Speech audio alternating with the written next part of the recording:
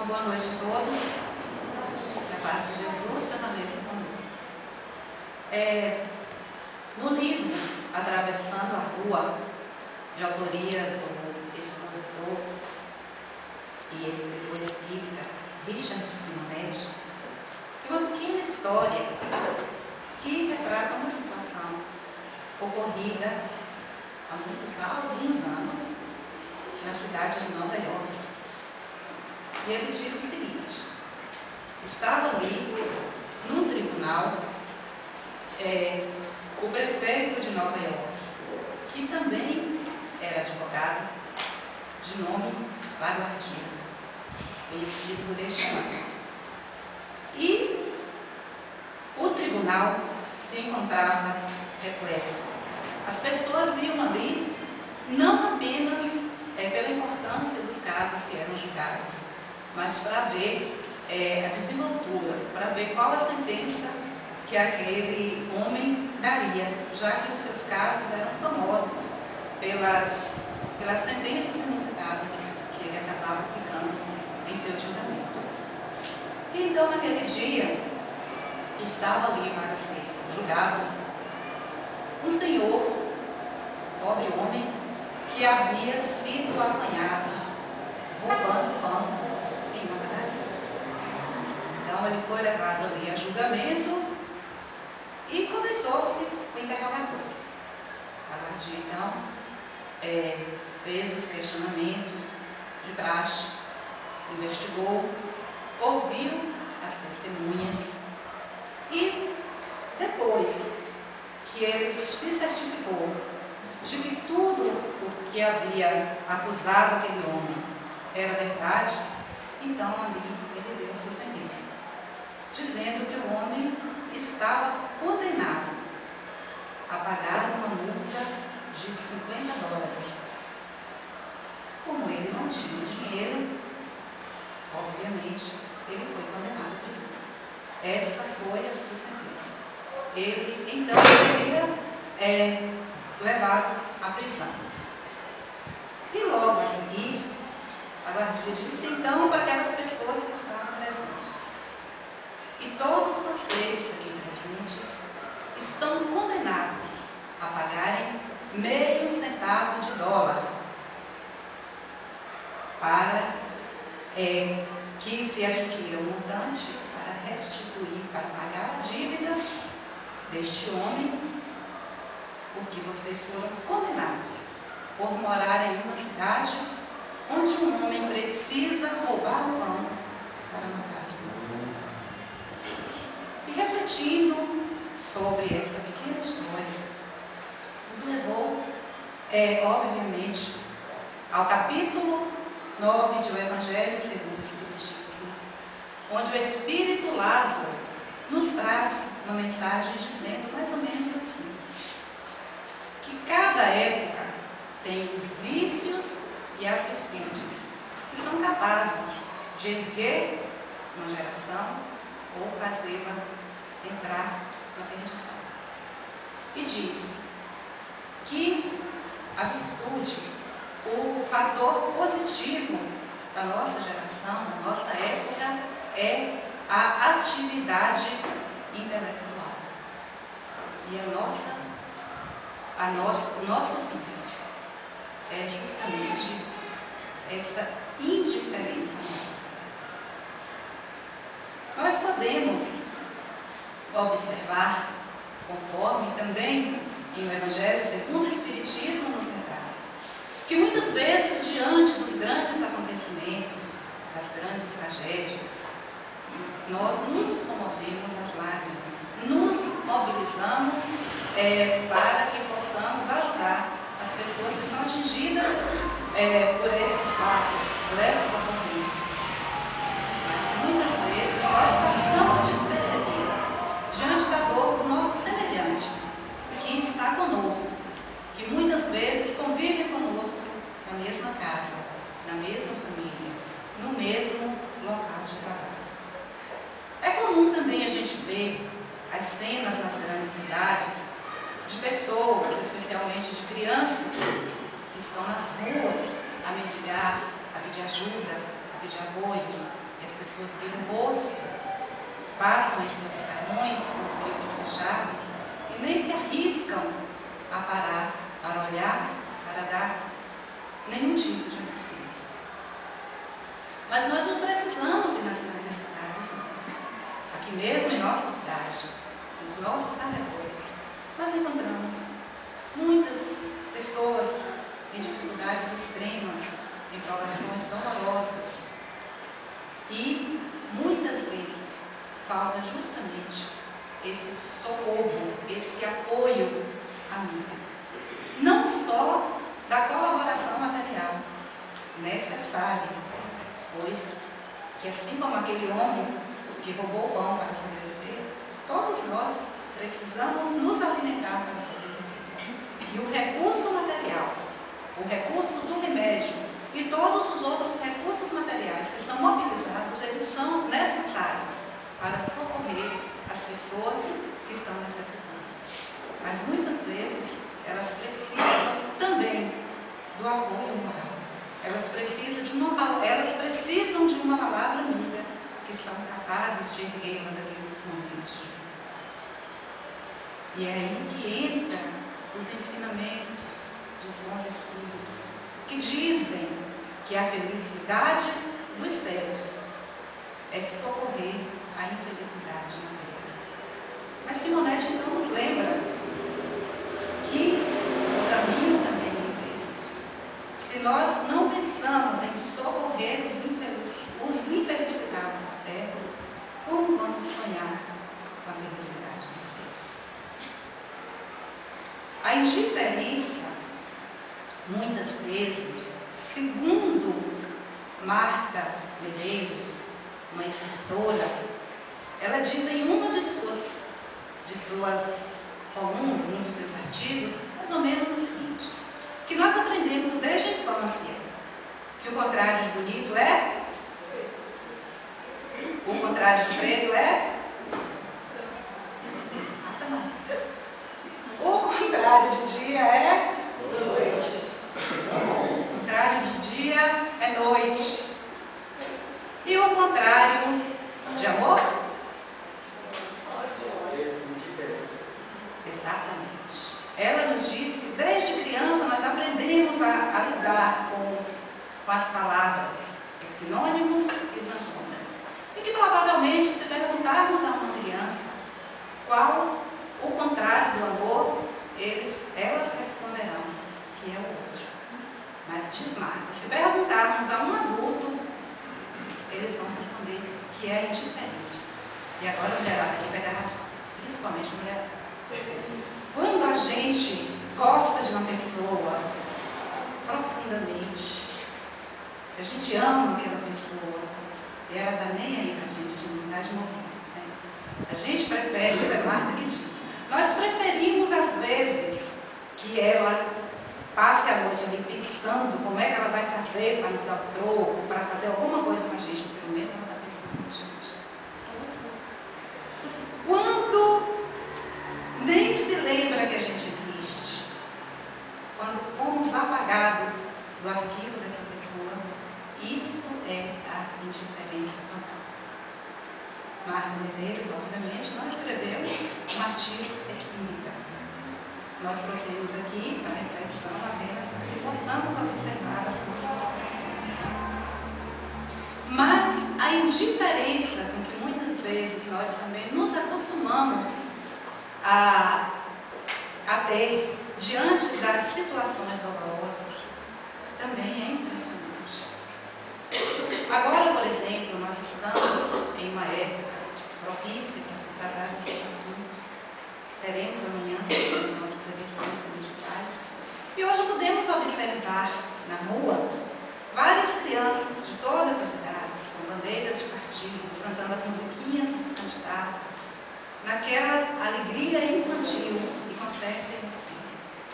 Mas será que também estamos alertando as nossas crianças para que elas despertem para os valores morais, para que elas despertem para o exercício da compaixão, para que elas possam observar os seus semelhantes, acudi-los, socorrê-los em suas necessidades? Fica aí uma reflexão.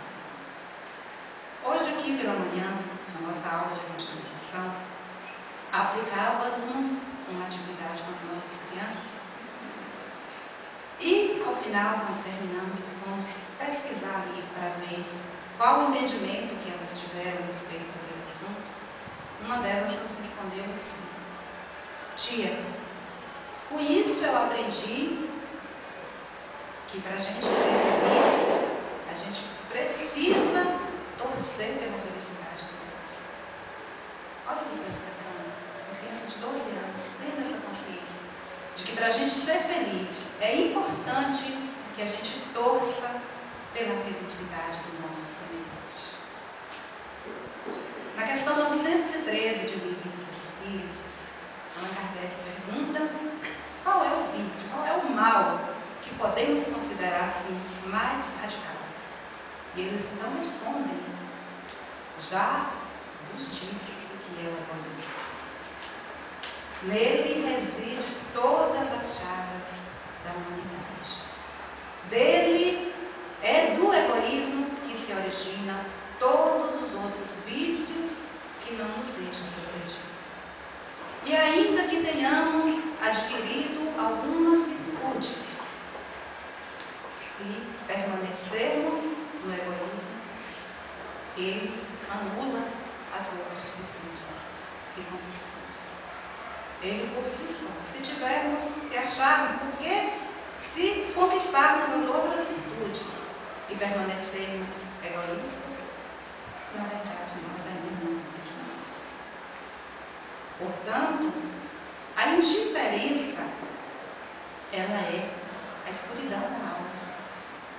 E Jesus nos ensinou que devemos deixar que brilhe a nossa luz. Portanto, devemos deixar que o nosso coração se encha de amor, que possamos ser aquele que leva a consolação, em qualquer que seja a dificuldade do nosso semelhante. Muitas vezes, ele só precisa de ouvidos que ouvem, de um minuto de atenção, de um pouco de tolerância, de um pouco de paciência. E não existe nenhum de nós aqui presentes que não pode fazer nada por ser semelhante. Em todas as nossas atividades, qualquer que seja a nossa condição social, nós temos sim o dever. Mas antes, nós temos a condição de proporcionar uma vida melhor, uma alegria, um socorro, um amparo para o nosso irmão que momentaneamente se encontra mais necessitados que nós. Então nós podemos refletir, diante das nossas condições, o que estamos fazendo para minorar a dor do nosso semelhante. Nós acudimos, nós socorremos aqueles que nos buscam, ou nós nos esquivamos para não nos envolvermos em seus problemas. Diante da criança necessitada, aqueles que possuem uma melhor condição financeira, que atitude a gente toma para educar essa criança, para ensiná-la os valores morais, para ensiná-la a trilhar os caminhos da paz, do amor, da bondade. Pois então, que deixemos que brilhe realmente a nossa luz, levando a compaixão, levando o amparo, levando a nós mesmos para socorrer, para amparar, para levar um pouco de alegria àquelas pessoas que se encontram em sofrimento. Não existe ninguém, por mais pobre que seja, que não tenha nada para oferecer. Assim como também não existe ninguém, por mais abastado que seja, que não necessite de coisa alguma. Muito obrigada a todos vocês pela respeitosa atenção e uma boa noite. Com o tema O Jugo Leve, convidamos à mesa o professor Ivan Miller.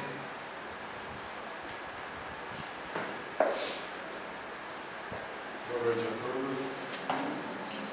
Que a paz e a harmonia reine sempre em nossos corações. O jugo leve é o tema da noite, mas a finalidade desse trabalho que a gente faz é mais para que a gente possa entender as mensagens de Jesus. Porque às vezes a gente lê o texto e fica em dúvida como interpretar direitinho isso. Não é que a gente traga aqui uma interpretação perfeita da coisa, mas pelo menos é a labuta que a gente faz para conseguir, mexendo com uma coisa, mexendo com outra, buscando um dado aqui, outro acolá, que a gente vai somando para que a gente entenda o que o Mestre Jesus queria nos dizer com isso. No livro Evangelho para a Juventude, o livro dos Espíritos para a Juventude, aliás, de Eliseu Rigonati, ele, num determinado ponto, ele fala o seguinte, que a criança, quando vai para a escola pela primeira vez, ela vai sem saber nada. E lá na escola é que ela vai aprender tudo para a vida praticamente, com a orientação dos professores, com a orientação dos próprios pais em casa, e assim ela vai aprendendo. Então a criança, nessa situação, ela adquire conhecimentos dos mais variados possíveis. E tem sempre uma tendência para alguma coisa na vida. Ou ela pratica, começa e aprende logo as coisas boas, o que é muito bom, ou tem aquela que tem uma tendência de aprender mais as coisas ruins. Mas aí cabe aos orientadores, pais, professores, indicar o caminho correto, ou que é aquele que nós consideramos como correto. Né? Correto é sempre aquele que para a gente saber onde está o direito da gente, né? É saber onde começa o direito do outro. A gente só vai até ali. O limite é esse. Bom, da mesma forma, os espíritos, quando recebem a reencarnação, o prêmio da reencarnação, eles também vêm como simples e ignorantes. Aliás, quando são criados. Né? E no decorrer das vidas, das centenas, milhares de vidas, entre encarnação e outra, todas de cada um desses espíritos, ele vai aprendendo os mais variados tipos de conhecimentos. Então, é a escola para o espírito, é a escola, é a reencarnação. E os professores são os nossos espíritos superiores que estão sempre presentes conosco. Quando Jesus disse: vinde a mim todos vós que estáis aflitos e sobrecarregados, que eu vos aliviarei, tomai sobre vós o meu jugo, e aprendei comigo que sou brando e humilde de coração, e achareis repouso para vossas almas, pois é suave o meu jugo e leve o meu fardo. Aqui a gente começa a analisar jugo. Jugo é uma canga. Quem trabalhou, quem conheceu o carro de boi, os bois são colocados em parelhas, e uma canga ligando os dois. Aquilo ali é o que se chama de jugo. E o fardo todos nós já entendemos novamente, é o peso que a gente carrega. Quando ele disse aqui, ó, meu jugo é leve, meu jugo é suave. Ele quer dizer que aquela canga que nós carregamos, ela é suave. Ela não nos maltrata, na verdade. É leve, é suave, aliás, no sentido mais da coisa tranquila, né? E o fardo é leve, o fardo é que é leve, porque ele é dividido. Nós não recebemos nunca um peso maior do que aquele que nós temos a capacidade de carregar. Então, jugo suave, tranquilo, pode colocar no pescoço e carregar sem cansar. Peso, o fardo leve. Bom, nós vamos carregar um peso que está na nossa capacidade. Então, é isso que Jesus quer nos orientar. Que o fardo, meu jugo é suave, o jugo é suave e o fardo é leve. Entendendo dessa forma, a nossa vida, como um todo, por pior que a gente acha que seja, está dentro disso aqui. É só entender. Aí a gente pergunta, e quem é Jesus para dizer isso? Aqui eu tirei alguns dados para reforçar. Vinícius Pedro Camargo, né? No livro Nas Pegadas do Mestre, ele diz o seguinte: é a manifestação mais perfeita de Deus que o mundo conhece. Espírito puro e amorável, permitiu que através dele Deus se fizesse perfeitamente visível à humanidade.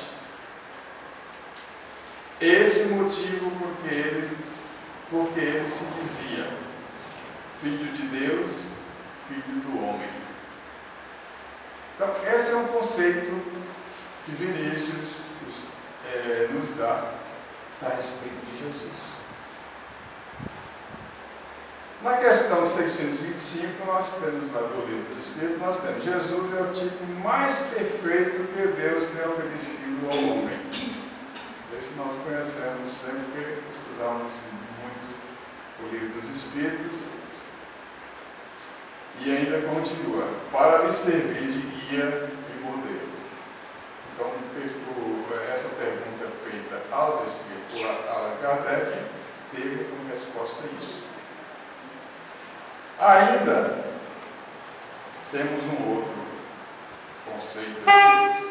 Jesus Cristo é a paz, é a mansidão, é a justiça, é o amor, é a doçura, é a tolerância, é o perdão, é a luz, é a liberdade, é a palavra de Deus, é o sacrifício pelos outros. Tudo isso é um conceito de Jesus, dado por José Amigo e Polícia, no livro Roma e o Evangelho, capítulo 8, página 42. Então nós temos aqui 3 conceitos sobre a pessoa que diz que o jugo é suave e o fardo é leve. Então tudo isso aqui a gente aprende. No Livro dos Espíritos, na questão 120, foi perguntado aos Espíritos o seguinte: todos os Espíritos passam pela fieira do mal para chegar ao bem? Necessariamente, será que o Espírito tem que passar pelo mal? E os Espíritos responderam: pela fieira do mal, não. Pela fieira da ignorância, tudo bem. Então, daí, nós cometemos o mal, não porque nós desejamos fazer o mal, ou aprendemos só a fazer o mal, mas por ignorância. No dia que cada um de nós aprender a distinguir o que é o mal e conhecer o que é o mal, a partir daí, provavelmente, não vamos cometer mais esses erros. Na outra questão 121, que é a questão 120, foi perguntado aos Espíritos: por que é que alguns Espíritos seguiram o caminho do bem e outros o do mal? no livro O Evangelho, o livro dos Espíritos da Juventude, nós vimos que Regenate já deu mais ou menos um caminho. Mas vamos lá, a resposta dos Espíritos. Não tem eles o livre-arbítrio? Deus não os criou mal, não os criou maus, criou-os simples e ignorantes. Isto é, tendo tanto aptidão para o bem como para o mal. Os que são maus, eu acrescento a palavra assim, para a gente entender, os que hoje são considerados maus, assim se tornaram por vontade própria. Bom, é aquela história da escola. Vai para lá sem nada sanção. E tem uma liberdade enorme, um livre-arbítrio para escolher o que quer aprender. E aí, nessa hora, a gente escolhe o caminho que a gente deve seguir. É o livre-arbítrio que faz com que a criatura siga ou não os códigos divinos em sua marcha infinita da vida. Então, o livre-arbítrio está aí para todos nós. Nós só vamos escolher o caminho do mal se nós quisermos escolher esse caminho. Aí me agrada a situação a semeadura, ela acontece, mas a colheita acontece livremente, não é isso? Mas a colheita, essa aí não, essa aí já é obrigatória. Porque conforme você faz, você vai receber. Então, é dessa forma que nós vamos entender essa situação. É claro que esse estudo que a gente faz, a gente tem que entender o hoje, porque nós não somos mais espíritos, vamos dizer assim, formados agora. Aposto como aqui tem alguns que já tem alguns milhões de anos rolando por aí. Então nós já somos bem velhinhos para poder a gente ficar caindo em erros aqui e acolá.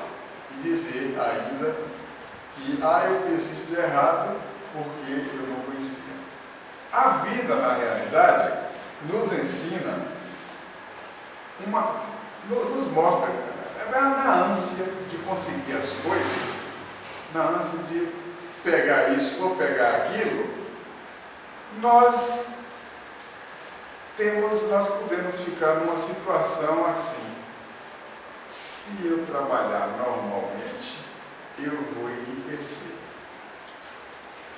Mas se eu meter a mãozinha em alguma coisa que não é minha, mas que eu posso puxar para mim, em detrimento do meu irmãozinho que está ali, eu vou enriquecer mais rapidamente ainda. É aí que nós vamos somando os males que vão sendo acumulados em nossas vidas. Então, o que cabe a nós, como pessoas já que estudam, que estudamos a matéria, é que a gente tem que procurar não prejudicar o outro, não avançar no direito do outro. Coloque o limite do seu direito onde começa o do outro. No dia que a gente, todos nós aqui, conseguimos fazer isso, possivelmente nós só vamos pagar as dívidas passadas. Ainda temos muitas dívidas. Elas estão aí acumuladas, estão no nosso somatório.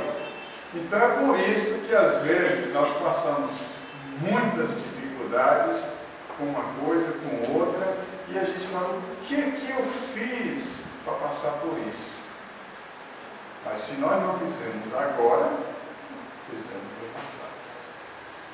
Então, dificuldades nós vamos ainda passar, porque nós temos um somatório muito grande. O dia que nós não reencarnarmos em nossa terrinha, aí a partir daí a gente pode afirmar, não tem mais dívida com a terra, não tem mais dívida com o meu semelhante, com o meu irmão, com o meu pai, com a minha mãe, com o meu vizinho. Porque todos esses que estão no nosso caminho, que às vezes nós chamamos de, nós estamos tropeçando com cada um deles a todo instante, é porque nós temos dívidas com ele. Às vezes nós encontramos em nossa frente um indivíduo que nunca vimos, não conhecemos, mas na realidade é nosso velho conhecido. Nós temos dívida com ele. O fruto do trabalho, o estudo e a perseverança é o que dá o nosso caminho correto, o nosso crescimento natural. A esperteza, a busca do atalho, aqui que nós falamos, a qualquer preço, o uso da força sobre os mais fracos é o que nos atrapalha. Essa somatória do que nos atrapalha acarreta, de certa forma, um peso de consciência. Porque onde está escrito que o problema da consciência, da lei de consciência, o que a consciência nos reclama, está escrito na nossa mente, na própria, que está aqui dentro. Isso aqui está um somatório de coisas que está aí. E isso, às vezes, acarreta cansaço. A gente fica num estado de estafa. Cansado mesmo. É por isso que Jesus disse: vocês que estáis, nós, estamos cansados, estafados, sem jeito de mexer muito, busquemos o Mestre. Busquemos o Mestre com aquela segurança, com aquela fé, com aquela confiança. Porque no momento em que nós fazemos isso, nós nos sentiremos mais aliviados. Então as nossas dores, as nossas doenças, os nossos problemas, que temos a todo instante, é natural, é esse somatório que ainda está na nossa consciência. Temos que apagar isso de alguma forma, sob pena de sentirmos muitas dificuldades no nosso crescimento espiritual. E o que Jesus... Foi uma outra, quando ele fala da brandura e da humildade, o que ele quer dizer com isso? Anotei aqui alguns itens tirados do aqui e do acolá. Ele nos preparou a escola abençoada da Mãe Terra. Nós sabemos que Jesus foi quem preparou a nossa terra. Reuniões com os espíritos elevados e preparou a nossa terrinha para ser uma das moradas da casa do Pai, né? Trouxe para junto a nossa experiência uma imensa falange de espíritos superiores, como instrutores seguros do nosso ser. E nós sabemos disso. Espíritos superiores, desde os ídolos, Pitágoras, não sei quem lá, todos eles foram considerados espíritos superiores, que vieram como mestres para nos auxiliar. Mostrou-nos e temos à nossa disposição múltiplas oportunidades de refazimento. Claro, as reencarnações, uma seguida da outra, tudo isso são múltiplas oportunidades. Esclareceu-nos e temos a bênção da reencarnação, como mais importante, o esquecimento do passado. Para a gente não ficar preso ao passado. Começar tudo, é como se estivéssemos começando tudo de novo. É claro que nós falamos aí atrás que a nossa consciência bate. É a lei geral, é a lei divina que bate a nossa vida. E nós vamos buscar isso para resgatar tudo. Mas devagar. Porque se isso acontecesse de uma vez só, nenhum de nós suportaria esse peso. Então, tudo parcelado. Nós erramos de vez, à vista. Mas o pagamento é feito a prazo. Demora bastante. Recebemos continuamente as boas instruções dos Espíritos, tudo